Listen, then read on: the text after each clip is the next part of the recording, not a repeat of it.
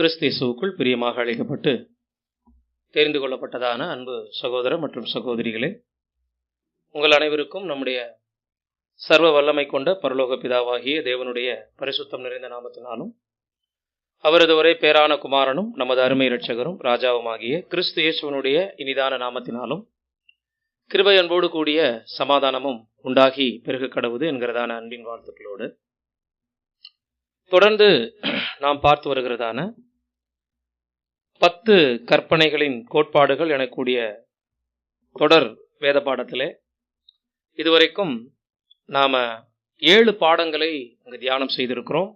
அறிமுக உரையில் ஆரம்பித்து கட்டளைகள் எத்தனை பார்த்துருக்கிறோம்னு சொல்லி பார்க்கும்போது 5 கட்டளைகள் நம்ம இங்கே பார்த்துருக்குறோம். கடைசியாக நம்ம பார்த்துட்ட கட்டளை, உன் தகப்பனையும் உன் தாயையும் கனம் பண்ணுவாயாக. அதனுடைய தொடர்ச்சியாக இன்றைய நாளில் அதே 5ஆம் கட்டளையினுடைய பாகம் 2 நம்ம பார்க்க போறோம். ஆதார வசனமாக எபேசியர் 6ஆம் அதிகாரம் 3ஆம் வசனத்தை வாசிக்க கேட்போம். அதாவது யாத்ராகமத்தினுடைய அதே வசன பகுதி தான். வாசிங்க. உன் தகப்பனையும் உன் தாயையும் கனம் பண்ணுவாயாக என்பதை வாக்குத்தத்தமுள்ள முதலாம் கற்பனையாய் இருக்கிறது. ஆமா, இது கடந்த முறை இந்த வசனத்தை நம்ம பார்க்கும்போது எப்படி 5ஆம் கற்பனை முதலாம் கற்பனையாக இந்த இடத்துல அப்போஸ்தலன் குறிப்பிடுகிறார் என்ற ஒரு கேள்வி கூட நம்ம பார்த்தோம். அதாவது தேவனுடைய பார்வையிலிருந்து தேவனுக்கு நாம் செய்ய வேண்டிய விஷயங்கள் முதல் 4 கற்பனைகள் என்று நம்ம பார்த்தோம். என்னையன்றி உனக்கு வேறே தேவர்கள் உண்டாயிருக்க வேண்டாம் என்ற முதல் கற்பனையில் ஆரம்பிச்சு ஓய்வு நாளை பரிசுத்தமாய் ஆசரிப்பீர்களாக வரைக்கும் 10 கற்பனைகள்ல 4 தேவனுக்குரியது, மீதம் இருக்கக்கூடிய 6 மனிதர்களுக்குரியது. அதாவது உன்னிடத்தில் நீ அன்பு கூறுவது போல பிறனிடத்திலும் அன்பு கூறுவாயாக என்கின்ற அந்த சுருக்கம் 6 கற்பனை. தேவனிடத்தில் முழு இருதயத்தோடு முழு ஆத்மாவோடும் அன்பு கூறுவாயாக என்கின்ற முதல் விஷயம் முதல் 4 கற்பனை. முதல் 4 தேவனுக்கு, மீதம் இருக்கக்கூடிய 6 மனிதர்களுக்கு. 10 கற்பனைகளும் 2 கற்பனைகளுக்குள்ள சுருக்கமாக கர்த்தர் நமக்கு கொடுத்திருக்கிறார் என்ற கோணத்தில் நம்ம பார்த்தோம். அதுல தகப்பனையும் தாயையும் கனம் பண்ணுவாயாக எனக்கூடிய இந்த கற்பனையில இருந்து மனுஷர்கள் மத்தியில நம்ம நிறைவேற்ற வேண்டிய கோட்பாடுகள் ஆரம்பமாகுது. அதுல முதலாவது தாயும் தகப்பனும் வர்றாங்க. அப்போ கடந்த முறை நம்ம பார்த்ததை ஞாபகம் செய்யும் போது முழு பூமியும், இன்னும் சொல்ல போனா வான தூதர்கள் கூட பிதாவாகிய தேவனுக்கும் கர்த்தராக இயேசு கிறிஸ்துவுக்கும் குழந்தைகள். தகப்பனாக பிதாவாகிய தேவனும் தாயாக சிருஷ்டிக்கக்கூடிய வேலையில கர்த்தர் இயேசு மூலமாக சகல கிரியேஷனும் உண்டானதுன்னு பார்க்கிறோம். பிதாவாகிய தேவனாலே உண்டானதுக்கும் கர்த்தர் இயேசு மூலமாய் உண்டானதுக்கும் டிஃபரெண்ட் இருக்கு. அவராலே என்பதற்கும் இவர் மூலம் என்பதற்கும் உள்ள வித்தியாசத்தை கடந்த முறை நம்ம பார்த்தோம். அப்படி நம்ம பார்க்கும்போது பிரியமான சகோதர சகோதரிகளே, அதுல மனுக்குலம் முதல் மூத்த பிள்ளை ஆதாம் இல்லைங்களா? தூதர்களை விட்டுறலாம். மனுக்குலத்துல முதல் மூத்த பிள்ளை ஆதாம் முதலாவது தேவனுடைய சொல்லுக்கு கீழ்ப்படியாம போனது போது முழு பூமியும் இதன் மூலமாக அதனுடைய பலனை இந்த 6000 வருட காலங்களாக சந்திக்கிறதை நம்ம பார்க்கிறோம். பாவத்தின் சம்பளம் மரணம். அது மாத்திரம் இல்லாமல் ஏராளமான தீமையின் அனுபவத்தை அனுபவித்துக் கொண்டு வருவதை நம்ம பார்க்கிறோம். அதற்கு பிறகு பூமியில் ஆதாமுக்கு பிறந்துட்ட எல்லா பிள்ளைகளும் ஆதாமுக்கு கீழ்ப்படியாம போயிட்டாங்க. ஆதாம் தேவனுக்கு கீழ்ப்படியல, ஆதாமும் ஏவாளும். ஆதாமுக்கு பிறந்த பிள்ளைகள் அதுக்கப்புறம் அவருக்கு கீழ்ப்படியல. இப்படி இன்று வரைக்கும் பிறக்கக்கூடிய எல்லா குழந்தைகளுமே கீழ்ப்படியாமையின் பிள்ளைகள் என்று பெயர் எடுத்து பிறக்கிறத பார்க்கிறோம். ஒரு காலகட்டத்துல அப்பா அம்மாவுக்கு குழந்தையா இருக்கிறவங்க இன்னொரு காலகட்டத்துல தங்களது பிள்ளைகளுக்கு தாய் தகப்பனா மாறுறாங்க. அப்ப நம்ம என்ன செய்யறோமோ அது நமக்கே திரும்பி வரும். நம்ம பேரண்ட்ஸ்க்கு நம்ம கீழ்ப்படியாம இருந்திருப்போம், நமக்கு பிறக்கிற பிள்ளைங்க நமக்கு கீழ்ப்படியாம போறாங்க. இப்படி தொன்று தொட்டு நாம என்ன செய்யறோமோ அது நமக்கே வரும்படி இந்த பூலோகத்துல தேவன் என்ன பண்ணிட்டாருன்னா, நீங்க உங்க தாய் தகப்பனுக்கு கீழ்ப்படியலைன்னா உங்க பிள்ளைங்க உங்களுக்கு கீழ்ப்படியாத அனுபவத்தை நீங்க வாங்குவீங்கன்னு அந்த ஆர்டர்ல தேவன் வச்சாரு. இது ஆதாம் ஏவாள் தேவனுக்கு கீழ்ப்படியாம போனதுல இருந்து அவங்க பிள்ளைங்க அவங்களுக்கு கீழ்ப்படியாம போற வரைக்கும் இன்று வரைக்கும் இது தொடர்ந்து கொண்டு வரக்கூடிய ஒரு விஷயமாக இருக்கு. அப்ப கடந்த முறை பார்த்தோம், பேரண்ட்ஸா பிள்ளைகளுக்கு என்ன செய்யணும், என்ன செஞ்சா அந்த பிள்ளைங்க தேவனுக்கு கீழ்ப்படிவாங்க. முதல்ல தகப்பனும் தாயும் குழந்தைகளுக்கு கற்பனைகளை எப்படி விதைக்கணும்? நீ படுத்திருக்கும் போதும், உட்கார்ந்திருக்கும் போதும், சாப்பிடும் போதும், தூங்கும் போதும், வேலைகளை செய்யும் போதும் அவனுடைய இருதயத்தில் இந்த பிரமாணங்களை பதிய வச்சுட்டே இருக்கணும். அப்ப இந்த 10 கற்பனைகளும் தேவனுடைய முழு தெய்வீக திட்டத்தினுடைய முக்கியமான தாற்பரியங்கள். இவைகளை ஒவ்வொரு பிள்ளைகளுடைய இருதயத்திலையும் நம்ம டவுன்லோட் பண்ணணுங்கிறார். இந்த மூத்த சகோதரன் இந்த பாடத்தை எழுதினவர் சொல்லும்போது, இது ஒரு மென்பொருள் போல இருக்கு, இதை எல்லாருடைய உள்ளத்திலும் தரவிறக்கம் செய்யணும், டவுன்லோட் பண்ணணும். அப்படின்னா இது எந்த அளவுக்கு ஆழமா பதியுது, அதாவது இஸ்ரேல் ஜனங்களுக்கானது அப்படிங்கிற ஒரு யோசனையில இதை பார்க்காம, எந்த அளவுக்கு 10 கற்பனைகளுடைய கோட்பாடுகளும் அடிப்படையாக ஒருவருடைய உள்ளத்துல ஆழமாக பதியுதோ அந்த அளவுக்கு தான் எந்தெந்த காலகட்டத்துல இவைகளை கடைபிடிக்கணும், நம்மளுடைய பார்ட்ல இருந்து யாரை எப்படியெல்லாம் கனம் செய்யணுங்கிறத பிள்ளைகள் புரிஞ்சுக்குவாங்க. அப்ப குழந்தைகளை பெற்றெடுக்கக்கூடிய பொறுப்புல இருந்து, வயிற்றுல இருந்தே ஆரம்பமாகக்கூடிய இந்த வேலையை தாய் தகப்பன் சரியா செஞ்சு முடிச்சாங்கன்னா, வாலிப பிராயத்துல அவங்க வளர்ந்து வந்து இவங்கள ஒரு குழந்தையா பாத்துக்குவாங்கன்னு கடந்த பாடத்துல நம்ம பார்த்திருந்தோம். இது எல்லாம் நம்ம பார்க்கும்போது கடைசியில எங்க வந்து முடிச்சோம் அப்படின்னா, ஒரு குழந்தை தனது தாய் தகப்பனுக்கு கீழ்ப்படிந்தால் ஆயுள் நாட்கள் நீடித்திருக்கும், இல்லைங்களா? உன் ஆயுள் நாட்கள் பூமியிலே நீடிப்பதற்கு உன் தகப்பனையும் உன் தாயையும் கனம் பண்ணுவாயாக என்று சொல்லும்போது ஃபைனலா நம்ம வந்து பார்த்தோம், கர்த்தராக இயேசு கிறிஸ்துவனுடைய யோவான் சுவிசேஷத்தினுடைய இறுதி ஜெபம், ஒன்றான மெய்தேவனாகிய உம்மையும் நீர் அனுப்பினவராகிய ஆண்டவராகிய இயேசுவையும் அறிவதே நித்திய ஜீவன். இப்ப இந்த நித்திய ஜீவன் இடத்துல ஏன் தாய் தகப்பனை வைக்காம பிதாவாகிய தேவனையும் கர்த்தர் இயேசுவையும் வைக்கிறாரு அப்படின்னா, பூலோக தாய் தந்தை பரலோக தாய் தகப்பனுக்கு ஒரு நிழல். சோ கண்ணில் காணக்கூடிய இந்த தாய்க்கும் தகப்பனுக்கும் கீழ்ப்படியக்கூடிய ஒரு பிள்ளை, அவர்களால மட்டும்தான் பரமதேவனுக்கும் நம்மளுக்கு ஜீவன் கொடுத்து நம்மளை மீட்ட ஆண்டவர் இயேசுவுக்கும் கீழ்ப்படிய முடியும்.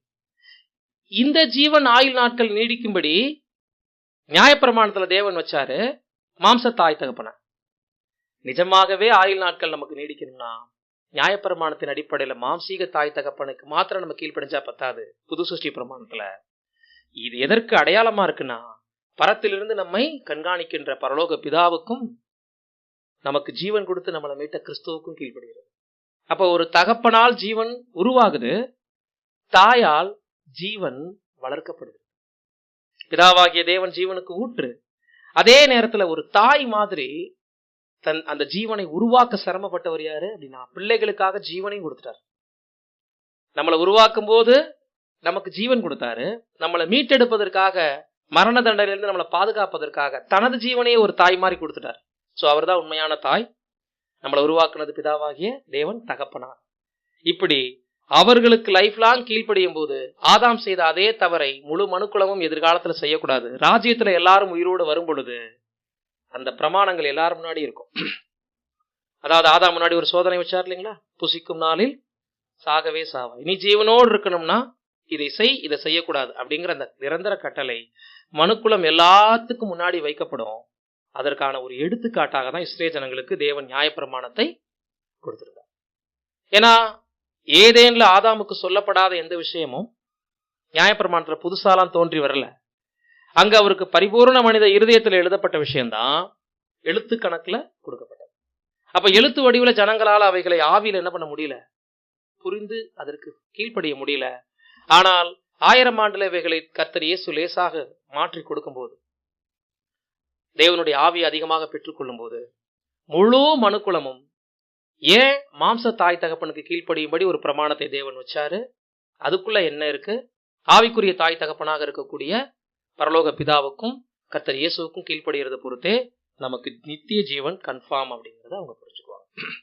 இன்னைக்கு நம்ம என்ன பண்ண போறோம்னா, பாகம் 2ல கர்த்தராகிய இயேசு கிறிஸ்து இந்த 5ஆம் பிரமாணத்தை, தகப்பனையும் தாயையும் கனம் பண்ணுவாயாக எனக்கூடிய கட்டளையை எப்படி விரிவாக்கினார். கடந்த முறை அதுல இருக்கக்கூடிய நேச்சர், அதுல இருக்கக்கூடிய உண்மையான தாற்பயத்தை பார்த்துட்டோம். இன்னும் இந்த பிரமாணம் எப்படி விரிவாகுது கர்த்தர் இயேசுனுடைய விஷயத்துல, புது சிருஷ்டிகளுடைய விஷயத்துல இதை நாம எப்படி இன்னும் ஆழமாக பார்க்கணும் அப்படின்னு சொல்லும்போது, முதலாவது கர்த்தராகிய இயேசு கிறிஸ்துவுக்கும் பூமியில் இருக்கும்போது தகப்பனையும் தாயையும் கனம் பண்ணுவாயாக என்ற சொல் பொருந்துமா பொருந்தாதுங்களா?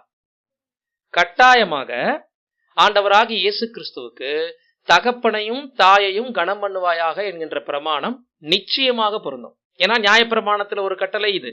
அப்ப இதை அவர் முக்கியமான பிரமாணம் 2வது. அதை என்ன செஞ்சு ஆகணும்? அவரு அதை நிறைவேற்றினா மட்டும்தான் அவருக்கு ஜீவன். அந்த ஜீவனை சம்பாரிச்சு தான் யாருக்கு கொடுத்திருக்கிறாரு? மனுக்குலத்துக்கு ஜீவனா கொடுத்திருக்கிறார். அப்ப நிச்சயம் ஆதாமுடைய சந்ததியை அவர் மீட்பதற்கு முன்னாடி நியாயப்பிரமாணத்தை முற்றிலும் அவர் என்ன செஞ்சு ஆகணும்? நிறைவேற்றியே தீரும். அப்படி பார்க்கும்போது பிரியமானவர்களே, பூலோக தாய் தந்தைக்கு அவர் எப்படி நேர்மையா இருந்தார், அதன் மத்தியில பரலோக பிதாவுக்கும் தான் பிள்ளைங்கிறத அவர் ஞாபகத்துல வச்சுட்டே இருந்தார் இல்லைங்களா? இது ரெண்டையும் ஒரு சேர எப்படி நிறைவேற்ற முடியும்?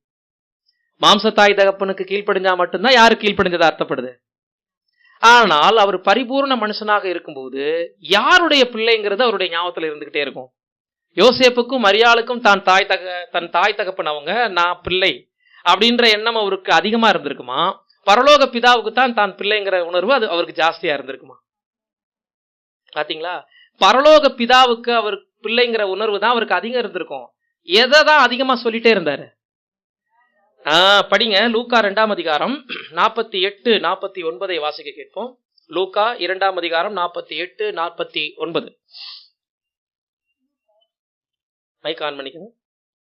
லூக்கா 2ஆம் அதிகாரம் 48ஆம் வசனம். தாய் தகப்பன்மாரும் அவரை கண்டு ஆச்சரியப்பட்டார்கள். அப்பொழுது அவருடைய தாயார் அவரை நோக்கி, மகனே, ஏன் எங்களுக்கு இப்படி செய்தாய்? இதோ உன் தகப்பனும் நானும் விசாரத்தோட உன்னை தேடினோமே என்றாள். அதற்கு அவர், நீங்கள் ஏன் என்னை தேடினீர்கள்? என் பிதாவுக்கு அடுத்தவைகளில் நான் இருக்க வேண்டியதென்று அறியீர்களா என்றார். பாத்தீங்களா? இப்ப மாம்சீக தாய் தகப்பன ரெண்டாவதா வச்சுட்டு நீங்க எதுக்கு என்ன தேடினீங்கன்னு கேக்குறாரு 12 வயசு பையன். அப்ப இந்த இடத்துல எப்படி தெரியுது? மாம்ச தாய் தகப்பனுக்கு உபே பண்ணா மட்டும்தான் நியாயப்பிரமாணத்தை நிறைவேற்றினதா அர்த்தம். அப்பதான் பரலோக பிதாவுக்கும் அவர் என்ன பண்ணாருன்னு அர்த்தம்? கீழ்படுகிறார்னு அர்த்தம். ஆனா இந்த இடத்துல அவர் பேசுற பதில் சரியா? நீங்க ஏன் என்னை தேடுறீங்க? என் பிதாவுக்கு அடுத்தவைகளில் நான் இருக்க வேண்டாமா என்ற இந்த வார்த்தையில என்ன சொல்ல வர்றார் அப்படின்னா, இங்க தாய் தகப்பனை அவர் அவமதிக்கல, மாறாக அவர்களுடைய பூலோக கடமையிலிருந்து அவர்களுக்கு செய்யக்கூடியவைகளை எதையும் அவர் மீறி நடக்கல, அவங்கள மரியாதை குறைவாகவும் அவர் பேசல. இந்த தாய் தான் நீங்க பரலோக பிதாவுக்கு பிள்ளைங்கிறத அவங்களுக்கு ஊட்டி வளர்த்தது. இந்த சிந்தையை அதிகம் வளர்த்தது யாரு? 12 வயசு வரைக்கும் மரியாளுடைய பொறுப்பை 12 வயசு வரைக்கும் அவங்க சரியா செஞ்சதுனாலதான் இவருக்கு இந்த சிந்தை வந்திருக்கு. அம்மா, நீங்க தானே சொல்லியிருந்தீங்க நான் பூமிக்குரிய பையன் இல்ல, என் அப்பா மேல இருக்கிறாரு, அவர் வேலையாதான் நான் இங்க வந்திருக்கிறேன் அப்படின்னு. நான் பரிசுத்தாவினுடைய ஒளியினால் வல்லமையினால் பிறந்த பையன் நீங்க எனக்கு சொல்லிக்கிட்டே இருந்தீங்கல்ல, இப்ப நான் அந்த வேலையா தானே ஆலயத்துல இருக்கிறேன், என்னை ஏன் தேடுறீங்க? புரியுதுங்களா? அவர் அவமரியாதையோட இதை பேசல, நீங்க சொல்லி கொடுத்ததுதான் என் லைஃப்ல நடக்குது. அப்ப பரலோக பிதாவுக்கு தானே நான் பிள்ளை, உங்களுக்கு பிள்ளையா இருந்துட்டாலும் அதனால நீங்க ஏன் என்ன தேடி அலையறீங்கிற இந்த மீனிங்ல கேட்கிறாரு. இப்ப இங்க இருந்து நம்ம என்ன கவனிக்கிறோம்? ஆண்டவர் இயேசுவுக்கு பரலோக பிதாவின் மேல இருக்கக்கூடிய ஈர்ப்புக்கு யார் காரணம்? அப்ப மரியாள் முதல்ல 5வது கட்டளை என்ன பண்ணிருக்காங்க? நீ படுத்திருக்கும் போதும், உட்கார்ந்திருக்கும் போதும், சாப்பிடும் போதும், எதை செஞ்சாலும் தேவனை பத்தியே பிள்ளைகள் இடத்துல பேசிக்கிட்டு அப்படின்னு சொல்லியிருக்காரு இல்லைங்களா? இதை யார் ஃபாலோ பண்ணிருக்காங்கன்னா மரியாளும் யோசேப்பும். அதனாலதான் இவருக்கு என்ன ஆயிடுக்குது? தன்னுடைய மாம்சீக தாய் தகப்பன் தெரியல, பரலோக பிதாவை. இந்த இடத்துல மட்டும் இல்ல, இதுக்கப்புறம் அவருடைய ஊழிய காலகட்டங்கள்ல அந்த 3.5 வருஷம் 30 வருஷம் விட்டுருங்க, அதுக்கப்புறம் நமக்கு ஃபுல் ஹிஸ்டரி தெரியாது. ஞானஸ்தானத்துக்கு பின்னாடி என் பிதாவின் சித்தத்தை செய்ய போறேன், உங்கள் பிதாவின் சித்தம், என் பிதா பூர்ண சர்க்குணரா இருக்கிறாரு, நானும் என் பிதாவும் ஒன்றா இருக்கிறோம், நான் என் பிதாவின் இடத்திற்கும் உங்கள் பிதாவின் இடத்திற்கும் போகிறேன். புரியுதுங்களா? என் பிதாவை நோக்கி நான் வேண்டிக் கொண்டால் நீதியுள்ள பிதாவே, எத்தனை இடம் 100 முறை என்ன பண்ணிருக்காரு? பிதாவே பிதாவே. நான் விதைச்சது அம்மா. கடந்த முறை பார்த்தோம் இல்லைங்களா? நம்ம பிள்ளைங்கள் மேல நமக்கு ஒரு பெரிய பொறுப்பு இருக்கு. எந்த அளவுக்கு குழந்தைகள் மத்தியில 10 கற்பனைகளுடைய பிரமாணத்தை விதைச்சுக்கிட்டே இருக்கிறோமோ, உன் ஆயுள் நீடிக்கணும்னா இதை யோசி, இதை பேசு அப்படிங்கிற அந்த ஒரு விஷயத்தை எல்லாம் நம்ம பிள்ளைங்க நம்மளை கூர்ந்து கவனிக்கிறாங்க. உங்க பிரதர் எழுதுனதை நம்ம பார்த்தோம் இல்லைங்களா?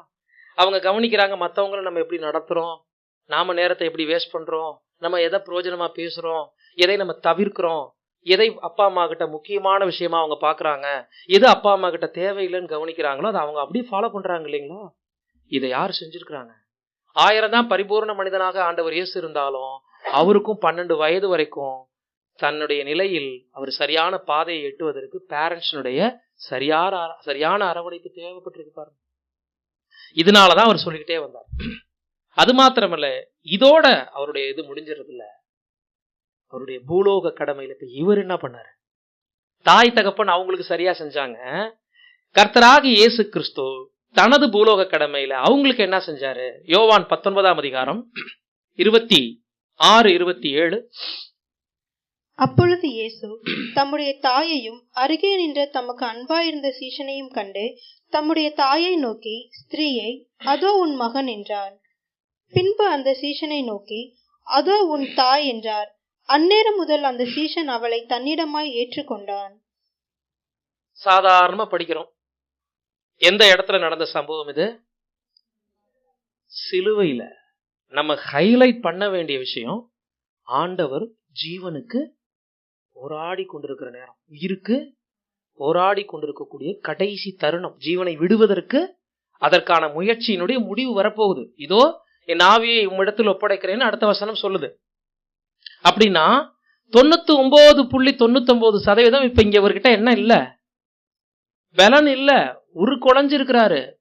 3 ஆணியில தொங்கி ரத்தம் ஃபுல்லா வடிஞ்சு பலன் ஓட்டை போல காஞ்சிட்டு இருக்கிற தருணத்துல யார் மேல கவனம் வருது? இதுல அந்த குழந்தையா 33 வருஷம் தன்னுடைய தாய்க்கு பிள்ளையா ஆண்டவர் இயேசு எதை நிறைவேற்றிருப்பாரு? பேரண்ட்ஸ், பெத்தவங்க பிள்ளைங்களை சரியான பாதையில நடத்தி இருந்தாங்கன்னா, போன பார்ட்ல பார்த்தது, பேரண்ட்ஸ் வயசாகும் போது பிள்ளைங்க என்ன பண்ணுவாங்க? நிச்சயம் அவங்கள அவமதிக்க மாட்டாங்க, முதியோர் இல்லத்துல விட மாட்டாங்க, அவங்க கடமையை அவங்க செய்வாங்கன்னு பார்த்தோம் இல்லைங்களா? இங்க ஆண்டவருக்கு அதுக்கான சாத்தியம் இல்லை. ஆனா என்ன அருமையான வேலை செஞ்சுட்டாருன்னா, கவனிக்கிறாரு. ஒரு பக்கம் சீசர்களை பத்தின கவலை, ஒரு பக்கம் முழு பூமிக்குரிய தன்னுடைய பிள்ளைகளை குறிச்ச மந்தையை குறிச்ச கவலை, அவங்களுக்காகத்தான் தன் ஜீவனை கொடுத்துட்டு இருக்கிறாரு. இன்னொரு பக்கம் பூலோக கடமையில தன் தாய் வேற இருக்கிறாங்க. இவங்களை என்ன பண்ண முடியாது, விட்டுட்டு போக முடியாது. ஆனா போய்தான் ஆகணும். தாயை விட்டு பிரிய யாருக்கு மனசு வரும்? ஏன்னா அதுக்கு முன்னாடியே சொல்லிட்டாரு, யார் என் தாய், யார் என் தகப்பன். தேவனுடைய சித்தப்படி செய்யறவங்களே எனக்கு தகப்பனும் தாயும் சகோதர சகோதரிகளுமா இருக்கிறாங்கன்னு சொன்னார்னா, அங்கேயும் அவர் அவாய்ட் பண்ணல. பூலோக குடும்பத்தை விட எனக்கு பிரதான ஊழியத்தை தேவன் கொடுத்திருக்கிறாருங்கிறத அங்க மென்ஷன் பண்றாரு. ஆனாலும் அவர் தாயை விட்டுட்டு போனாரா அப்படின்னா, தன்னை போலவே ஒரு மகனை ரெடி பண்ணி கொடுத்துட்டு போறாரு. யோவானை பார்த்துட்டு அவனுக்கு சரியான வாலிப பிராயம், அம்மாவாக ஏற்றுக்கொள்ளக்கூடிய பருவம் அவங்களுக்கு இருக்கு. சோ அந்த நேரம் முதல் மரியாளை அவர் தாயாக ஏற்றுக்கொண்டார்னா, புது சிருஷ்டி லைஃப்ல முக்கியமான விஷயத்துல பூலோக கடமை ஒண்ணுங்கிறத ஆண்டவர் இந்த இடத்துல ரிஜிஸ்டர் பண்ணிட்டார் நமக்கு. அப்படின்னா நியாயப்பிரமாணம் கற்றுக் கொடுப்பது இஸ்ரேல் ஜனங்களுக்கு மட்டும் இல்ல, தற்கால புது சிருஷ்டிகளுக்கும் ரொம்ப முக்கியம், மனுக்குலத்துல ஜனங்களுக்கும் ராஜ்யத்துல வரப்போற ஜனங்களுக்கும் ரொம்ப முக்கியங்கிறத ஆண்டவர் நமக்கு காமிச்சிட்டு போயிருக்காரு பாருங்க. நீங்க நியூ கிரியேஷன் நினைச்சிட்டு இன்னைக்கு அநேகர் பண்ற தப்பு என்னன்னா, பூலோக உறவுகளை கண்டுக்கிறதில்லை. நிறைய பிரதர்ஸுங்க சத்தியம் ஓடிட்டாருங்க பிரதர், எங்களோட டைம் ஸ்பெண்ட் பண்றதே இல்லை சொல்லி கேட்டிருக்கோம். பிள்ளைங்களோட உட்கார்ந்தவங்க என்ன பண்ண விடுறதில்ல, பேசுறது இல்ல. ஏன்னா ஊழியம் ஜாஸ்தியா இருக்குன்னு சொல்லுவாங்க. அப்ப எதுல மனநிறைவு அடைகிறாங்கன்னா, தாங்கள் செய்யற ஊழியம் தேவனுக்கு பிரியமானதுன்னு நினைச்சிட்டு ஃபேமிலி கூட என்ன பண்ண மாட்டாங்க, டைம் ஸ்பெண்ட் பண்ண மாட்டாங்க. மனைவி குழந்தைகள்லாம் ஏங்குவாங்க, அப்பா நம்ம கூட கொஞ்ச நேரம் அன்பா பேச மாட்டாரா? இதெல்லாம் நடக்குது நிறைய இடங்கள்ல. பட் பெரிய மிஸ்டேக் பண்றோம்.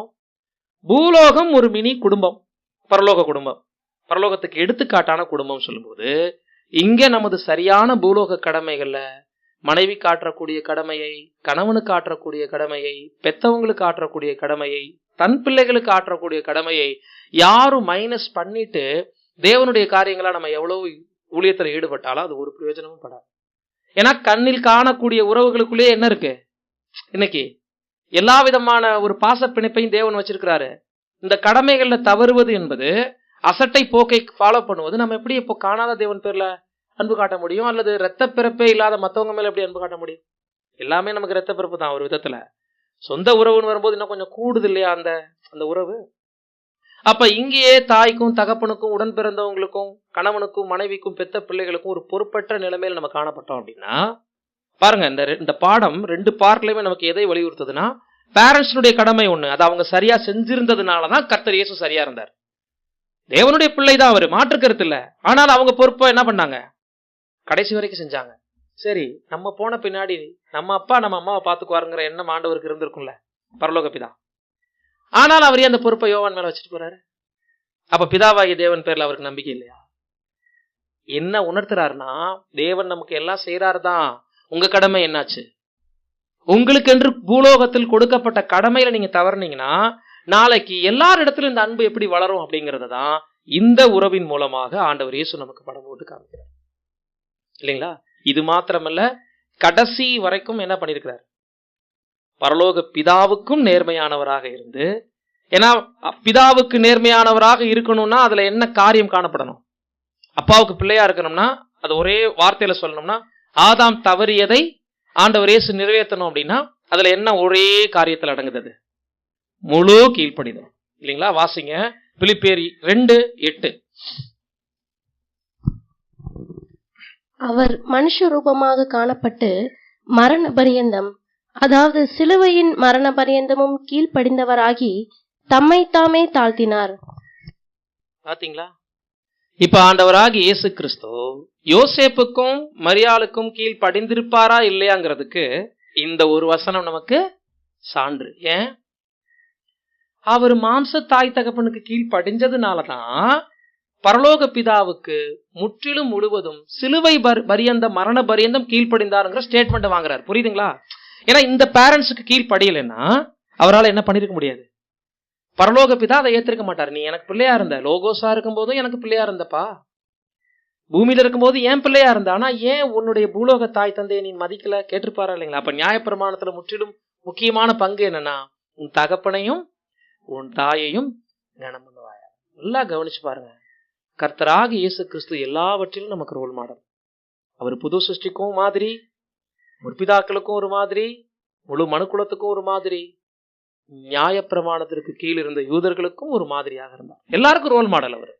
அவர்கிட்ட இருந்து மட்டும்தான் லெசன் எடுத்து நம்ம எல்லாரும் நம்மள ஜீவனுக்கு உட்படுத்திக்க முடியும். அப்படி பார்க்கும்போது அவர் லைஃப்ல அவர் எப்படி இந்த தகப்பனையும் தாயும் கனம் பண்ணினார் என்பதை பரலோக பிதாவுக்கு உண்மையா இருந்ததை வச்சோம், தன்னுடைய சொந்த தாய் தகப்பனுக்கு உண்மையா இருந்ததை வச்சதை நம்ம பார்த்த பிறகு ஆண்டவராக இயேசு கிறிஸ்து இந்த பிரமாணத்தை எப்படி விரிவாக்கினார் என்று பார்க்கும்போது, ஒரு ஐஸ்வர்யம் உள்ள வாலிபன் ஆண்டவர் இயேசுவை மீட் பண்ணார்.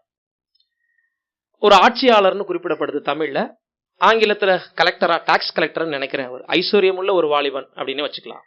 மத்தேயு 19ஆம் அதிகாரத்துல இந்த சம்பவம் பதிவு செய்யப்பட்டிருக்கு. 16வது வசனம் தொடங்கி 22 முடிய வாசிக்க கேட்போம். மத்தேயு 19:16 தொடங்கி. அப்பொழுது ஒருவன் வந்து அவரை நோக்கி, நல்ல போதகரே, நித்திய ஜீவனை அடைவதற்கு நான் எந்த நன்மையை செய்ய வேண்டும் என்று கேட்டான். நல்லா கவனிங்க. நியாயப்பிரமாணத்திற்கான பதிலை ஆண்டவர் கொடுக்கிறதுக்கு ஒரு சரியான சந்தர்ப்பமாக இந்த வாலிபன் வந்து அவர்கிட்ட பேசுறார். அதற்கு அவர், நீ என்னை நல்லவன் என்று சொல்வானேன்? தேவன் ஒருவர் தவிர நல்லவன் ஒருவனும் இல்லையே. நீ ஜீவனில் பிரவேசிக்க விரும்பினால் கற்பனைகளை கைக்கொள் என்றார். பாத்தீங்களா?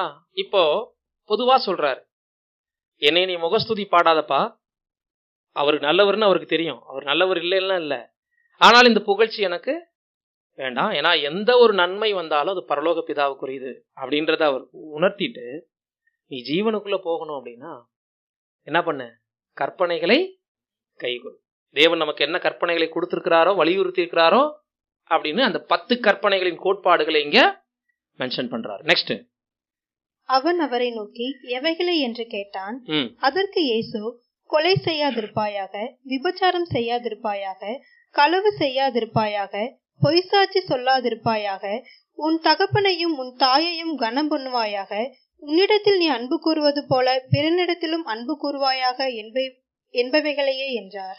இதுல மாத்தி முன்னுக்கு பின்ன இருக்கிறத நம்ம எடுத்துக்க வேண்டாம். பவுல் அப்போஸ்தலனும் அப்படித்தான் பேசியிருக்காரு. ஆண்டவரும் இங்க அப்படித்தான் அங்கங்க நேரத்துக்கு தகுந்த மாதிரி, சூழலுக்கு தகுந்த மாதிரி வார்த்தைகள் மாறுபடலாம். ஆனா அந்த 10 கற்பனைகளை பேசியிருப்பாங்க. இங்க எங்க இருந்து ஆரம்பிக்கிறாரு? கொலை செய்யாதிருப்பாயாக இருந்து ஆரம்பிச்சு தகப்பனையும் தாயும் கனம் பண்ணுவது முதல் கற்பனை பின்னாடி கொண்டு வைக்கிறார். அப்படி நம்ம எடுத்துக்க வேண்டாம்.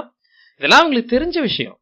அதனால வார்த்தையை முன்னுக்கு பின் மாத்தி சொல்றதுல இருந்து எந்த விதத்திலையும் தப்பு இல்லை. நீ இதெல்லாம் கடைபிடிக்கிறியா அப்படின்றதுக்கு ஒரு கோர்வையா என்ன பண்றாரு?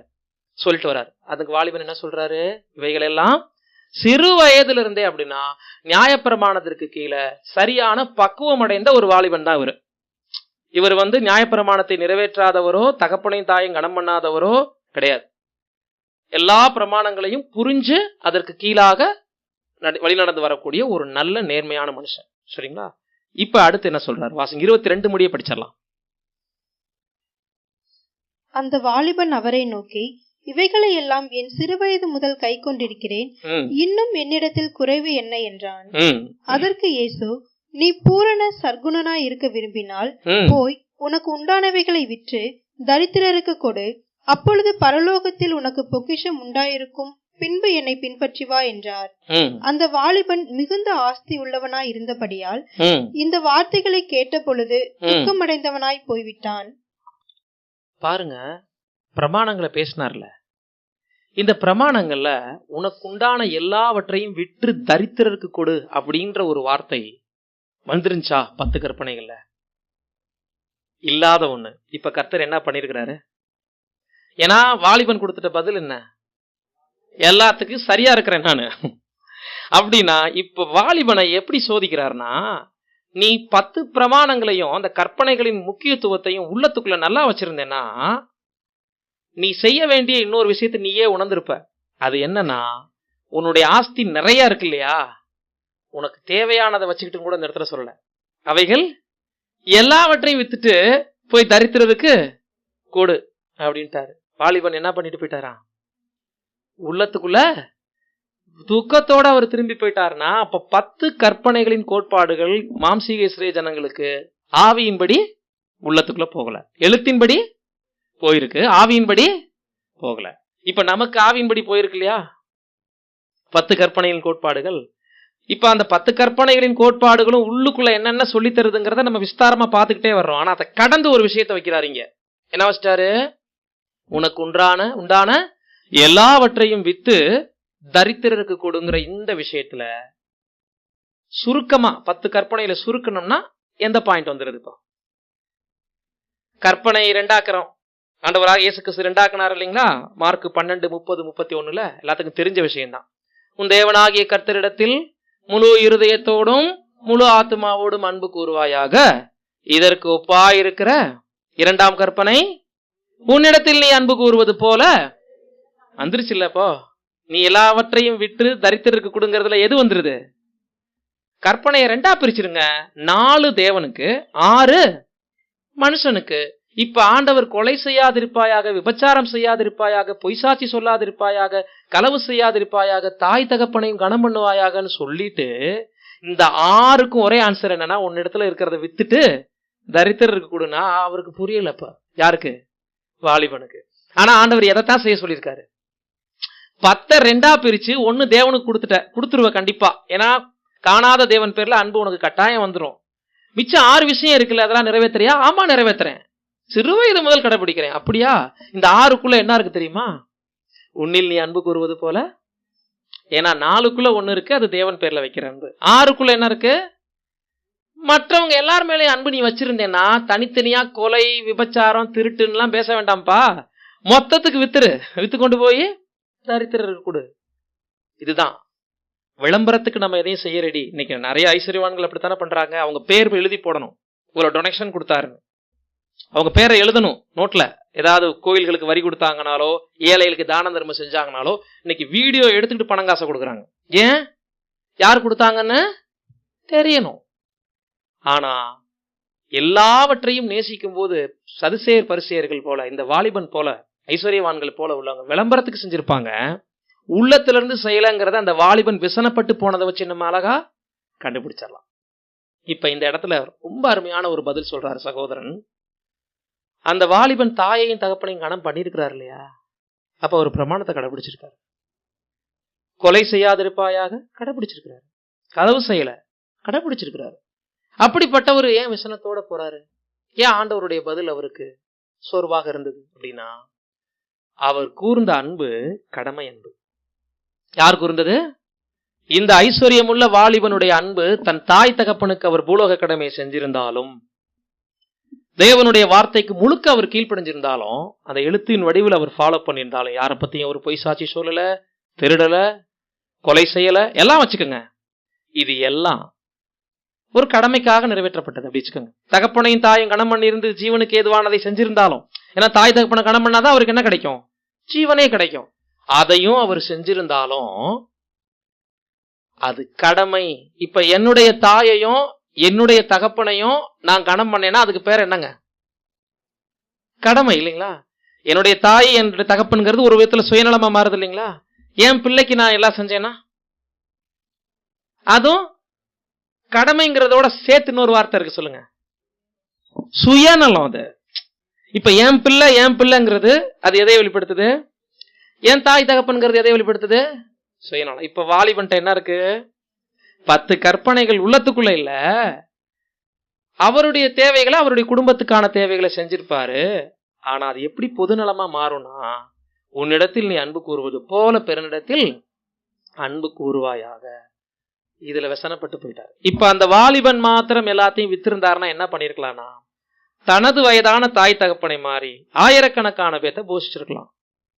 உண்மையா இல்லைங்களா? வயதில் முதிர்ந்தவர்களை என்ன பண்ணிருக்கலாம்? கனம் செஞ்சிருக்கலாம். ஆண்டவர் சொல்லியிருப்பார், இன்றைக்கே இந்த வீட்டுக்கு ரட்சிப்பு வந்தது அப்படின்னு சொன்னார் இல்லைங்களா? சகேயு விஷயத்துல எல்லாத்தையும் வித்துட்டு வரி வசூல் பண்ணதெல்லாம் டபுள் மடங்கா திருப்பி கொடுக்குறாரு சகேயு. அங்கே இதே வார்த்தை தான், நான் நித்திய ஜீவனை சுதந்திரத்துக்குள்ள என்ன வேணும்னு அவர் கேட்கறதுக்கு தான் கர்த்தர் பதில் கொடுத்தாரு. ஆனா இந்த வாலிபன் என்ன பண்ணல? செய்யல. சோ 10 கற்பனைகளினுடைய அடிப்படை கோட்பாடுகள் 2ல அடங்குதுங்கிறத திரும்ப திரும்ப ஆண்டவர் வலியுறுத்திக்கிட்டே இருக்கிறாருன்னா அவர் அதை செஞ்சிருக்கிறாரு. தேவன் பேர்ல அன்பு கூர்ந்தனாலதான் பூமிக்கு வந்தாரு. நம்மீது அன்பு வச்சனாலதான் ஜீவனை கொடுத்தாரு. தேவனுடைய பார்ட்டும் சரியா பண்ணிட்டாரு. மனிதர்கள் மேல உள்ள பகுதியையும் கரெக்டாக அவர் என்ன பண்ணிருக்கிறாரு? நிறைவேற்றி முடிஞ்சதுனாலதான் இன்னைக்கு நமக்கெல்லாம் மீட்பு கொடுத்திருக்கிறார். இதான் நம்ம படிக்கிறோம். கலாத்தியர் 5:14, கலாத்தியர் 5ஆம் அதிகாரம் 14ஆம் வசனம். உன்னிடத்தில் நீ அன்பு கூறுவது போல பிறனிடத்திலும் அன்பு கூறுவாயாக என்கிற இந்த ஒரே வார்த்தையிலேயே நியாயப்பிரமாணம் முழுவதும் நிறைவேறும். பாத்தீங்களா? முழு நியாயப்பிரமாணம். அப்படின்னா இங்க முதல் கற்பனை கூட சொல்லல, கவனிச்சிங்களா? 10:2 சுருக்கும் போது முதல் கற்பனை தேவனிடத்துல முழு இருதயத்தோடும், அல்லது 10ல சொல்லும் போது 4. இங்கேயே அதை விட்டுருக்காரு. அப்படின்னா கண்ணில் காண்கின்ற சக மனிதர்கள் மேல வரக்கூடிய அன்பு தேவ பயத்தால தான் அது வரும். தேவன் பேர்ல நமக்கு ஈடுபாடு, அன்பு இருந்தா மட்டும்தான் எல்லாரும் என்ன பண்ண முடியும்? நேசிக்க முடியும். எனவே இந்த ஒரே விஷயத்துல எல்லாமே முழு நியாயப்பிரமாணமும் அடங்குது. புரியுதுங்களா? ஆக வயதான தனது தாய் தகப்பன்களை மாத்திரமல்ல, அதை போன்ற வயது உள்ளவர்களை, பெரியவர்களை, எல்லாரையுமே நேசிக்கக்கூடிய அன்பாக இந்த 5ஆம் கட்டளை மாறணுங்கிறாரு. புரியுதுங்களா? இதுதான் அப்போஸ்தலனாகிய பவுல் சொல்லும்போது 1 தீமோத்தேயு 5ஆம் அதிகாரம் முதல் 2 வசனங்கள், 1 தீமோத்தேயு 5 முதல் 2 வசனங்கள். முதிர் வயதுள்ளவனை கடிந்து கொள்ளாமல் அவனை தகப்பனைப் போலவும், பாலிய புருஷரை சகோதரரைப் போலவும், முதிர் வயதுள்ள ஸ்திரீகளை தாய்களைப் போலவும், பாலிய ஸ்திரீகளை எல்லா கற்புடன் சகோதரிகளைப் போலவும் பாவித்து புத்தி சொல்லு. பாத்தீங்களா என்ன செய்ய சொல்றாருன்னா, சிலர் தன்னுடைய சொந்த தாய் தகப்பனை மதிப்பாங்க, ஆனா வயதான பெரியவங்களை அவமரியாதையை பேசுவாங்க. பாத்திருக்கீங்களா? நம்ம நிறைய வெளியில எல்லாம் இதெல்லாம் சந்திக்க முடியும். வயசுக்கு மூத்தவங்களை வாலிப பசங்க பார்த்துட்டு அனாவசியமா பேசுவாங்க, தெரியுங்களா? ஏன்னா அவங்க அம்மா அப்பா இல்ல. சிலர் அம்மா அப்பாவே பேசுவாங்க, ஆனா அதை கடந்து அம்மா அப்பா மேல சுயநலமான மரியாதை வச்சிருப்பாங்க. மற்றவங்களை வெளியில பார்த்தா அனாவசியமா பேசுவாங்கல்ல. ஆனா வசனம் என்ன சொல்லுது பாத்தீங்களா? வசனம் என்ன சொல்லுதுன்னா, வயதுல மூத்தவங்களா இருந்தாலே அவங்களை என்ன பண்ணிருங்க? தாய் தகப்பன மாதிரி தான் நீங்க நடத்தணும். வயதுல மூத்த சகோதரிகளே அந்த மாதிரி நடத்துங்க. இதுல ஒரு பொறுப்புணர்வு நமக்கு அதிகமா அதை கவனிச்சிங்களா? நம்மளுடைய அப்பா அம்மா ஏஜ்ல உள்ளவங்களையும் அப்பா அம்மா மாதிரி பார்க்கணுங்கிறத சொல்றாரு. கவனிச்சிங்களா? அதே மாதிரி லேவியராகமம் 19:32 கூட வாசிங்க. லேவியராகமம் 19:32. நரைத்தவனுக்கு முன்பாக எழுந்து முதிர் வயதுள்ளவன் முகத்தை கனம் பண்ணி உன் தேவனுக்கு பயப்படுவாயாக, நான் கர்த்தர். நரைத்தவனுக்கு முன்பாக, மறுபடியும் வாசிங்க. நரைத்தவனுக்கு முன்பாக எழுந்து முதிர் வயதுள்ளவன் முகத்தை கனம் பண்ணி. யாரெல்லாம் நம்ம எடுத்துக்கலாம்? நரைத்தவனுக்கு முன்னாக எழுந்துனாலே என்ன அர்த்தம்? வயதுல மூத்தவங்களை பார்த்தீங்கன்னா, வயசு சின்ன பிள்ளைங்க என்ன பண்ணுங்க, எழுந்து நில்லுங்க. இன்னைக்கு உலகத்துல டீச்சர்ஸ் பார்த்தோன்னே எந்திரிச்சு நிக்கிறோம். நம்ம ஏதாவது ஒரு நமக்கு மேல் அதிகாரிகளை பார்த்தோன்னே எந்திரிச்சு நிக்கிறோம். இந்த வழக்கம் எங்க இருந்து வந்திருக்கு? பைபிள் இருந்து தான். அப்ப நரைமயிரை பார்த்தாலே என்ன பண்ணுங்கிறார் கேஷுவலா? முதல்ல அந்த வயதுக்கு முதிர்ச்சிக்கு என்ன பண்ணுங்க, மரியாதை கொடுங்க. அப்புறம்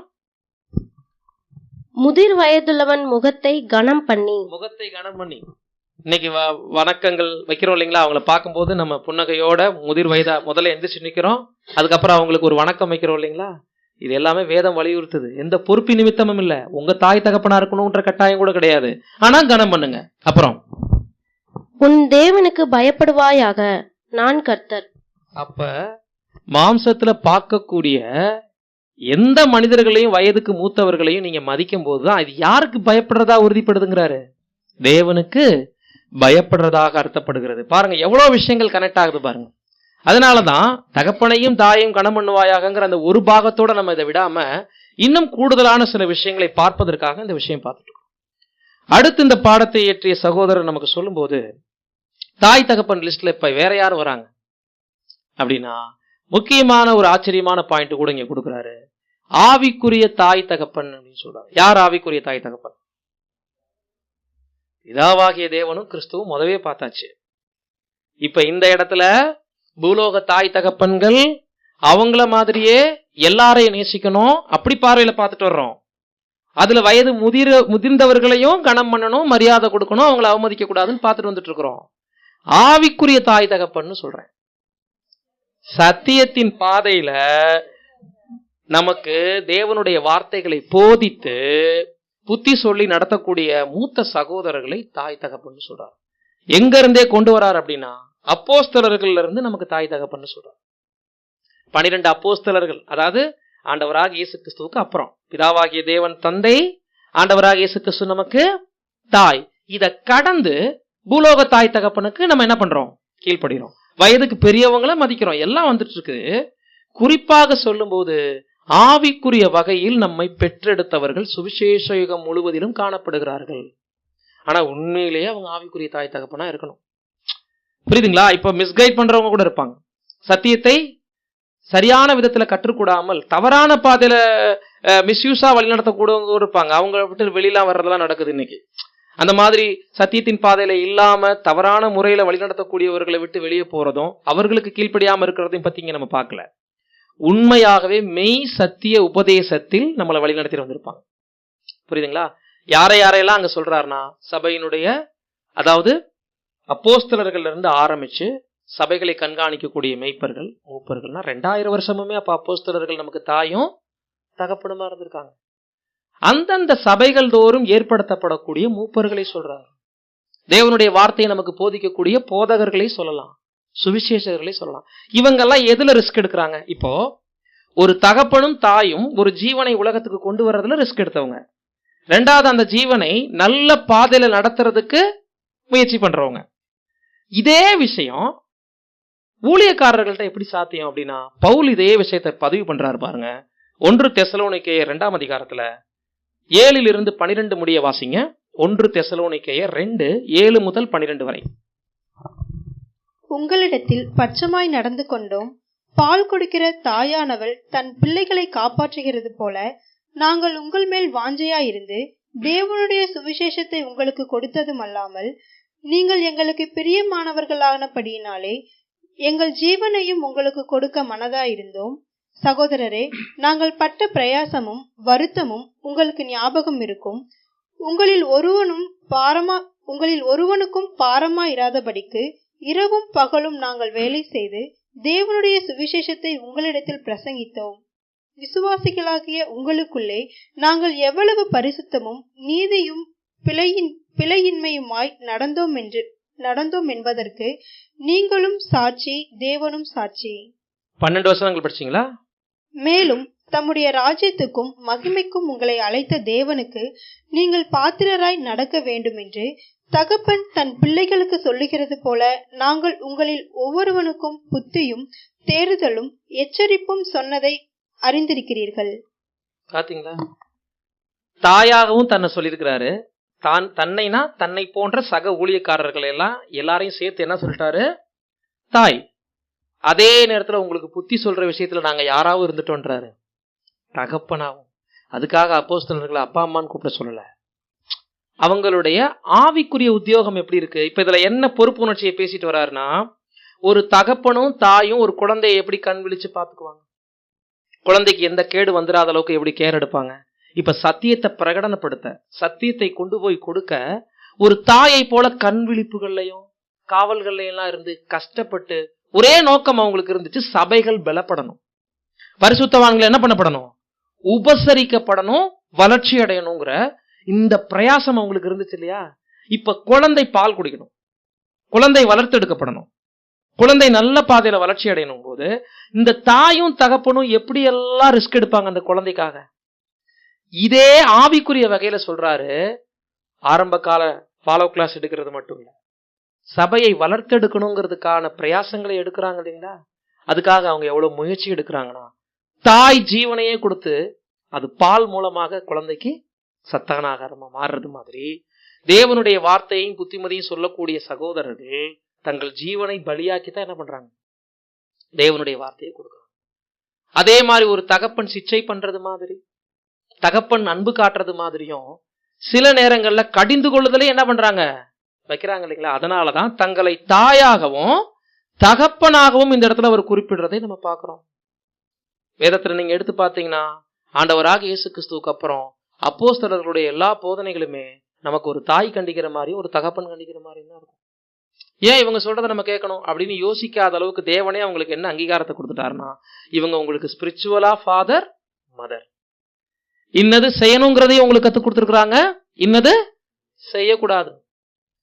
அதனால நீங்க என்ன சாதாரண எங்களை மாதிரி மனுஷர் தானே, நாங்க தேவனுக்கு கீழ்ப்படிஞ்சா போதும், உங்க வார்த்தைக்கெல்லாம் கீழ்ப்படிய வேண்டிய அவசியம் இல்லைன்னு ஒருவேளை கடந்த காலகட்டங்கள்ல யாராவது டக்கப்பார் பண்ணியிருந்தாங்கன்னா அது அவங்களுக்கு தான் நஷ்டம். அநேக இடங்கள்ல அப்போஸ்தலர்கள் அதை வலியுறுத்தியும் சொல்லியிருக்கிறாங்க. 1 பேதுரு 5ஆம் அதிகாரம் 5-6 வசனங்கள்.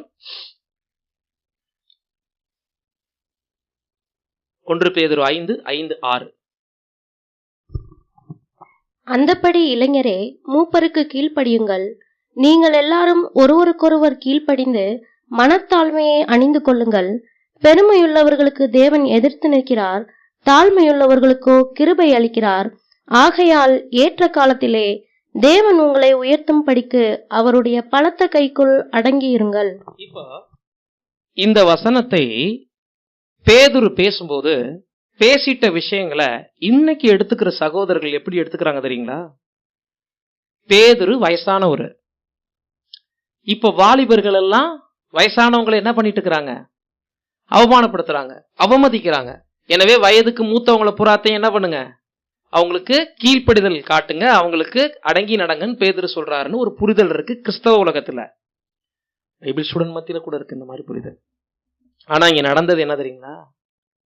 பேதுருவுக்கு கீழ்ப்படியாத பத்தி அவர் பேசல. மற்ற சபையில நடக்கக்கூடிய பிரச்சனைகள்ல இளம் மூப்பர்கள் இருப்பாங்க இல்லையா, அவங்களுக்கு வாலிபர்கள் என்ன பண்ணப்படல, கட்டுப்படல. வயதுல மூத்தவங்களுக்கும் இந்த அனுபவம் நடந்திருக்கும். ஆனா அந்த நாட்கள்ல 19-20 வயசுல எல்லாம் நிறைய மூப்பர்கள் இருந்தாங்க. அவங்களதான் தீமோத்தேயு, தீத்து, இவங்கெல்லாம். யோவான் கூட யார் தான், ஆண்டவர் இயேசுனுடைய மார்பருகிலே சாஞ்சிருக்கும் போது யோவானுக்கு என்ன ஏஜ், 18-19 வயசு. இந்த மாதிரி சின்ன பையன் தான் அவரு கூட. அப்ப அவரும் கூட ரொம்ப சின்ன வயதுலதான் சபைகளுக்கு என்னவாயிருக்கிறாரு. இப்படி சத்தியத்துல இருந்த வாலிபர்கள் தங்களை வழிநடத்தக்கூடிய மூப்பர்களாக, கண்காணிகளாக அவங்களை ஏற்றுக்கொள்ள மறுத்து எல்லா விஷயத்திலையும் எதிர்த்து நிக்கிறது, கலகம் பண்றது. புரியுதுங்களா? வயதில் மூத்தவர்களை மதிக்கணுங்கிற பாயிண்ட் நம்ம முதவே பார்த்துட்டோம். பட் இந்த வசனம் ஒன்லி வயதுக்கு மூத்தவங்களுக்கு வாலிபர்கள் அடங்கி நடக்கலங்கிற பாயிண்ட்ல பேசல. சபையின் மூப்பர்களாக ஊழியக்காரங்களாக இருக்கிறவங்களுக்கு அவங்க என்ன பண்ணல, ஒபே பண்ணல. அதனால அவர்களுக்கு என்ன பண்ணுங்க, அடங்கி நடங்க. பெருமை உள்ளவர்களுக்கு தேவன் எதிர்த்து நிற்கிறார், தாழ்மை உள்ளவர்களுக்கோ கிருபை அளிக்கிறார். அப்படின்ற விஷயத்துல எதை கத்துக் கொடுக்கிறார்னா, பெருமையின் வெளிப்பாடு சிலருடைய அதிகாரத்துக்கு நம்மளை கீழ்ப்படிய விடாதுன்னு சொல்ல வர்றார். புரியுதுங்களா? நீ சொல்றதை ஏன் நான் கேட்கணுங்கிறதுல என்ன வெளிப்படுது சொல்லுங்க. ஒருவர் பொறுப்பு நிமித்தம் சில காரியங்களை நமக்கு கண்டித்து உணர்த்துவது, அதற்கு நாம செவி கொடுக்காமல் போவது எதை வெளிப்படுத்துதுன்னா பிரைடு. நான் யாருக்கு கீழ்ப்படிஞ்சா போதும்? படைச்சவருக்கு கீழ்ப்படிஞ்சா போதும், உங்களுக்கு நான் ஏன் கீழ்ப்படியணும் அப்படிங்கிற எண்ணமே பெருமையின் வெளிப்பாடு. அதான் பேதுரு அந்த இடத்துல என்ன சிந்திக்க வைக்கிறாருன்னா, உங்களுக்கும் ஊழிய வாய்ப்பு வரும். நீங்களும் ஒரு காலகட்டம் ஒரு மந்தையை வழிநடத்துற அளவுக்கு ஒரு பொறுப்புக்கு உயர்த்தப்படலாம். அப்படி ஏற்ற காலம் வரும்போது தேவன் உங்களை உயர்த்தணும்னா, இப்போ உங்களுக்கு அதிகாரிங்கிற வார்த்தை கூட தப்பு, உங்களுக்கு உங்களை கண்காணிக்கக்கூடிய மூத்தவர்களாக இருக்கிற உங்களுடைய வார்த்தைக்கு செவி கொடுப்பது நீங்கள் பிதாவுக்கும் கர்த்தர் இயேசுவுக்கும் கட்டுப்படுறதுக்கு சமமா இருக்கு. புரியுதுங்களா? இப்படி தகப்பனையும் தாயையும் கனம் பண்ணுவாயாகங்கிறத பூலோக தாய் தகப்பனோட மட்டும் ஒப்பிட்டு போன பாடத்துல பார்த்து பிதாவாகிய தேவனுக்கும் ஆண்டவர் இயேசுவுக்கும் அவர்கள் அடையாளமானவர்கள் பார்த்திருந்தோம். இன்னைக்கு வாலிபன் விஷயத்துல ஆண்டவர் பேசினதை நம்ம எடுத்து பார்க்கும்போது, முதலாவது ஆண்டவர் இயேசுவே பூலோக கடமைகளை எவ்வளவு நேர்த்தியா நிறைவேற்றிருக்கிறாரு. தனது தாய்க்கும் தகப்பனுக்கும் கீழ்ப்படிஞ்சு. அதுதான் கல்வாரி சிலுவையில தேவனால் ஏற்றுக்கொள்ளப்பட்ட இறுதி பலிக்கும் காரணம். ஒருவேளை அவர் பூலோக கடமைகளை கம்மியா இருந்தார்னா, குறை வச்சிருந்தார்னா, அவருடைய இறுதி மூச்சின் பலியை, பிதாவே என் ஆவியை இடத்தில் ஒப்படைக்கிறேன் என்ற அந்த ஒரு ஸ்டேட்மெண்ட்டை தேவன் என்ன பண்ணிருக்க மாட்டாரு. ஒரு சின்ன விஷயத்துல ஆண்டவர் மீறி இருந்தாலும் அவருடைய பலி பூரணமாக தேவனால் என்ன பண்ணப்பட்டிருக்காது, அங்கீகரிக்கப்பட்டிருக்காது. நியாயப்பிரமாணத்திற்கு கீழாக ஒரு பரிபூர்ண மனிதனா அவரை ப்ரூவ் பண்ணணும்னா அதுல சொல்லப்பட்டது அனைத்தையும் அவர் உணர்ந்து செயல்படுத்தி இருக்கணும். குறிப்பாக நியாயப்பிரமாணத்தினுடைய உட்கருத்தை அவர் என்ன பண்ணிருக்கிறாரு, புரிஞ்சதுனாலதான் 10 கற்பனைகளின் கோட்பாடுகளும் அவருடைய மனசுல ரோலிங் ஆயிட்டே இருந்திருக்கு. அத மைண்ட்ல வச்சுதான் அந்த வாலிபன்ட்ட பேசும்போது, அப்படியா நித்திய ஜீவனுக்கான எல்லா முயற்சியும் உங்ககிட்ட இருக்கா, எங்க உன் தாய் தகப்பனை தவிர வித்து எல்லாத்தையும் தரித்திரருக்கு கொடுத்துட்டு வான்னு சொன்னவனையுமே அந்த வாலிபனுக்குள்ள அந்த கற்பனையின் பிரமாணங்கள் உள்ளத்துக்குள்ள போகலங்கிறத அவர் வெளிப்படுத்திட்டு போயிட்டார். அதனுடைய விஸ்தாரமாக நம்ம பார்க்கும்போதுதான், உன்னிடத்தில் நீ அன்பு கூறுவது போல பிறனிடத்தில் அன்பு கூறுவாயாக என்கிற அந்த கொள்கைக்குள்ள எல்லா பிரமாணங்களும் கற்பனைகளும் அடங்குது. அப்ப அதுல தன் தாய் தகப்பன்னா சுயநலம், அதுபோல வயதில் முதிர்ந்த எல்லாரையும் கனம் பண்ணணும். குறிப்பாக சபைக்குள்ளன்னு வரும்போது சத்திய பாதையில் நம்மளை வழிநடத்தக்கூடிய மூப்பர்கள், போதகர்கள், சுவிசேஷகர்கள், அப்போஸ்தலர்கள் ஆரம்பிச்சு ஆவிக்குரிய வளர்ச்சிக்கென்று பிரயாசம் எடுக்கிறாங்க இல்லைங்களா, அவர்கள் உண்மையான பாத்திரங்களாக இருந்தா, மறுபடியும் இந்த பாயிண்ட் வலியுறுத்துறோம் தெரியுங்களா, ஊழியர்கள் என்கின்ற வேலையே தெரியாம இருந்து சிலர் அடக்குமுறை பண்ணுவாங்க, தவறான பாதையில கூட சபையை கொண்டு போவாங்க. அவங்கள பத்தி நம்ம இங்க பார்க்கல. உண்மையாய் சத்திய பாதையில தேவனுடைய வார்த்தைக்குரிய சிக்ஷையில சரியான அன்பில் அக்கறையில் ஆவிக்குரிய ஒரு தாய் ஸ்தானத்தை உணர்ந்து ஒரு தகப்பன் ஸ்தானத்தை உணர்ந்து சத்திய பாதையில வழிநடத்தக்கூடியவங்களுக்கு நிச்சயமாகவே கீழ்ப்படுகிறதை தேவன் விரும்புகிறார் என்ற கோணத்தில் இறுதி கட்டத்தில் நம்ம பார்க்கிறோம். ஆக ஆதார வசனம் யாத்ராகமத்துல நம்ம படிக்கக்கூடிய அந்த 20வது அதிகாரத்துல நம்ம படிச்சோம் இல்லைங்களா, உன் ஆயுள் நாட்கள் நீடித்திருப்பதற்கு உனக்கு நித்திய ஜீவன் வேணும்னா உன் தகப்பனுக்கும் உன் தாய்க்கும் கீழ்ப்படி, அவர்களை கனம் பண்ணு என்ற விஷயம்தான் எபேசியர் 6:13 நம்ம வாசிச்சோம். எபேசியர் 6:3 நினைக்கிறேன். ஆமா, 6:3 நம்ம படிச்சோம். அப்ப ஆயுள் நாட்கள் நீடிக்க என்பது நித்திய ஜீவனை குறிக்குது. அது மனுக்குலத்துக்கு, இஸ்ரேல் ஜனங்களுக்கு. புது சிருஷ்டியா இருக்கக்கூடிய நமக்கு அழியாமை ஜீவன் கிடைக்கணும்னாலும் எதுதான் கண்டிஷனா வச்சுட்டாரு. ஏன்னா தலையானவர் என்ன செஞ்சு காமிச்சிருக்கிறாரு, தகப்பனையும் தாயையும் கனம் பண்ணிருக்கிறார். எனவே நம்ம விஷயத்துல பிரமாணத்தை புளிஞ்சு எடுக்கணும். நம்ம 10 கற்பனைகளின் கோட்பாடுகளை இஸ்ரேல் ஜனங்கள் இப்படி பார்த்து படிப்பாங்க, அப்படி போயிடுவாங்க. இன்னைக்கும் கடவுள் பக்தி என்பது உலகத்துல பிற மத கொள்கைகள்ல எப்படி இருக்குன்னா கன்னத்துல போட்டுக்கிறாங்க இல்லைங்களா, இப்படி காதை பிடிச்சிட்டு உக்கி போடுறாங்க, முழங்கால் படியிடவும் செய்யறாங்க. பட் அந்த பயம், அந்த பக்தி எந்த இடத்துக்கு மட்டும்தான், அந்த ஸ்பாட்ல. இன்னும் சிலர் இருந்து கோயிலை கிராஸ் பண்ணும்போது இப்படி செருப்பை கழட்டி போட்டு கன்னத்துல அடிச்சுட்டு மறுபடியும் செருப்பை மாட்டிட்டு போவாங்க. எதை வெளிப்படுத்துறாங்க, எங்களுக்குள்ள இறைப்பற்று இருக்கு. ஆனா இறைப்பற்று எப்படி இருக்கணுங்கிறது அந்த 10 கற்பனைகள் நமக்கு கத்துக் கொடுக்குதுன்னா, எழுத்தின்படி நியாயப்பிரமாணத்தை யூதர்கள் புரிஞ்சுக்கிட்ட மாதிரிதான் இன்னைக்கு எல்லா தேவாலயங்களும் இருக்கு, எல்லா கோயில்களும் இருக்கு, எல்லா ஆசிரியப்புகளும் அவங்க கடவுள் நம்பிக்கையும் அப்படித்தான் இருக்கு. புது சிருஷ்டிகளாக இருக்கக்கூடிய நீங்க இன்னைக்கு எல்லாரும் மனுக்குலத்துக்கு நாளைக்கு இந்த நியாயப்பிரமாணம் விஸ்தாரமாக போகுது, மாம்சீக இஸ்ரேல் ஜனங்களுக்கும் விஸ்தாரமாக போகுது. ஆனா புது சிருஷ்டிக கவனிங்க, எழுத்து கொல்லும், ஆவியே உயிர்ப்பிக்கிறது. ஆவி என்பது உங்களுடைய சிந்தை, உங்களுடைய மைண்ட்ல பிரமாணங்களை உள்ள புகுத்தி பாருங்க. எல்லா பிரமாணங்களுமே ஒளி வீசும், அது ரொம்ப பவர்ஃபுல்லா இருக்கும், அது உங்களுடைய உள்ளங்களை தைக்கும். அப்படி பார்க்கும்போது தகப்பனையும் தாயும் கனம் பண்ணுவாயாக என்கின்ற 5ஆம் பிரமாணத்துல அனைத்து பெரியவர்களையும் வைக்கலாம், சபையில் முதிர்ந்தவர்களையும் வைக்கலாம், புரியுதுங்களா? சபையில் மூத்த நபர்களையும் வைக்கலாம். சத்திய பாதையில் நம்மளை வழிநடத்தக்கூடிய ஆவிக்குரிய தாய் தகப்பனுக்கும் அதை பொருத்தி பார்க்கலாம். உலகமெங்கும் இருக்கக்கூடிய அனைவர் மீதும், வயதானவர்கள் மேல மட்டும் இல்ல, தேவனாகிய கர்த்தரிடத்தில் முழு இருதயத்தோடும் முழு ஆத்துமாவோடும் அன்பு கூறுவாயாக. அதற்கு ஒப்பாயிருக்கிற இரண்டாம் கற்பனை, உன்னிடத்தில் நீ அன்பு கூறுவது போல பிறனிடத்திலும் அன்பு கூறுவாயாக என்கிற இந்த 2 கருத்துக்களை அனைத்து பிரமாணங்களும் நமக்கு வலியுறுத்தி கொண்டே வருகிறது என்பதை புது சிருஷ்டி தற்காலத்தில் உணர்ந்தால் மாத்திரமே எதிர்காலத்தில் மனுக்குலத்திற்கு நாங்க எப்படி புது சிருஷ்டியின் பிரமாணத்தை உள்ளத்துல வச்சோம், அதனாலதான் எங்களுக்கு 10 பிரமாணங்களை கிரகிக்க முடிஞ்சிச்சு, ஃபாலோ பண்ண முடிஞ்சிச்சு, சக்சஸ்ஃபுல்லா ஓட்டத்தை முடிக்க முடிஞ்சிச்சு. நீங்களும் இந்த 10 கற்பனைகளை மாம்சீக இஸ்ரேல் உலக தேவன் கொடுத்த மாதிரி புரிஞ்சுக்காம, தேவன் கொடுத்த நோக்கம் வேற. மாம்சீக இஸ்ரேல் ஜனங்கள் அந்த பிரமாணத்தை தேவன் கொடுத்த மாதிரி புரிஞ்சுக்காம தவறா கையாண்டது மாதிரி இல்லாம, எங்கள் ஆண்டவரும் நாங்களும் பின்பற்றுவது போல பின்பற்றுங்கன்னு நாம எல்லாரும் வரப்போகிற சந்ததிக்கு எதிர்காலத்துல கண்ணுக்கு தெரிகிற தேவனுடைய ராஜ்யத்துல கற்றுக் கொடுப்போம். அப்படி கற்றுக் கொடுக்கணும்னா இன்று இந்த கற்பனைகளின் கோட்பாடுகள் நம்மளுடைய வார்த்தைகளில் அல்ல, எழுத்துக்களில் அல்ல, இருதயத்துக்குள் நாம் அவைகளை உள்வாங்கி கிரியையின் மூலமாக வெளிப்படுத்தக்கூடியவர்களாக இருப்போம். ஒவ்வொரு பேரண்ட்ஸும் அதை உணர்ந்து கொள்ளணும், தங்களுடைய பிள்ளைகளும் அதை உணர்ந்து கொள்ளணும். தாய் தகப்பனுடைய கடமைகளை கரெக்டா அவங்க செய்யணும், தாய் தகப்பனுக்கு பிள்ளைகள் செய்யக்கூடிய கடமைகளை அவங்களும் சரியாக செய்தால் இருவருக்குமே ஜீவன் கன்ஃபார்ம் என்பதை இதன் மூலமாக நம்ம பார்க்கிறோம்.